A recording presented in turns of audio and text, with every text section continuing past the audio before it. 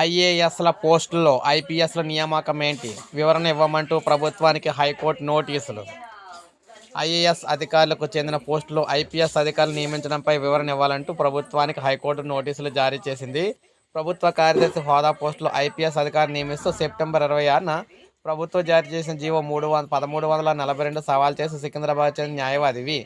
శ్రీకాంత్ హైకోర్టులో పిటిషన్ దాఖలు చేశారు. దీనిపై జస్టిస్ సూరేపల్లి నంద విచారణ చేపట్టారు. పిటిషనర్ తరపు న్యాయవాది వాదనలు వినిపిస్తూ ఐఏఎస్ ఆ కేడర్ అధికారులు నిర్వహించాల్సిన విధుల్లో ఐపీఎస్ అధికారిని నియమించడం కేడర్ నిబంధనలకు విరుద్ధమని పౌర సరఫరాల శాఖ కమిషనర్ ఎక్స్ అఫీసియో ముఖ్య కార్యదర్శి Stephen Ravindra, vigilance and enforcement directorate commissioner ముఖ్య కార్యదర్శిగా శిఖా గోయల్, హోంశాఖ ప్రభుత్వ ప్రధాన కార్యదర్శిగా సివి ఆనంద్లను నియమిస్తూ ప్రభుత్వ ఉత్తర్వులు జారీ చేసిందన్నారు.